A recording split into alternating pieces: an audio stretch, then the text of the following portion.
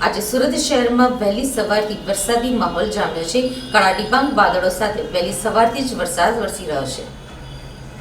દક્ષિણ ગુજરાતમાં મેઘમહેર જોવા મળી રહી છે। છેલ્લા 3 દિવસથી સુરત જિલ્લામાં ધોધમાર વરસાદ વરસી રહ્યો છે, ત્યારે આજે પણ સુરત શહેરમાં વહેલી સવારથી વરસાદી માહોલ જામ્યો છે।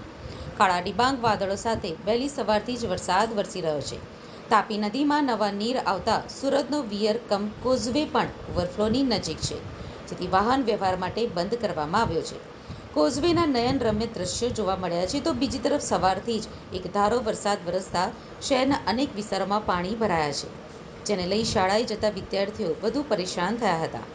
સુરત શહેર સહિત જિલ્લામાં જોરદાર વરસાદ વરસી રહ્યો છે। સુરત શહેરના ઉપરવાસના જિલ્લા, તાલુકા અને ગામોમાં સતત વરસેલા વરસાદને લઈ સુરતમાંથી પસાર થઈ રહેલી ખાડીઓના જળસ્તર પણ વધ્યા છે।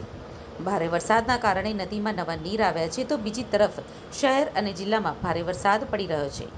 ભારે વરસાદના કારણે સુરતનો વિયર કમ કોઝવે સિઝનના પહેલા જ વરસાદમાં ઓવરફ્લો થયો છે। કોઝવેની ભયજનક સપાટી 6 મીટર છે।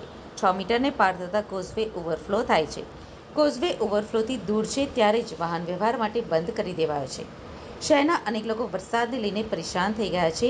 શહેરમાં સતત ધોધમાર વરસાદના કારણે શહેરના અનેક નીચાણવાળા વિસ્તારોમાં પાણી ભરાયા છે, જેને લઈને શાળાએ જતા શહેરના અનેક વિદ્યાર્થીઓ અટવાયા હતા અને પરેશાન થયા।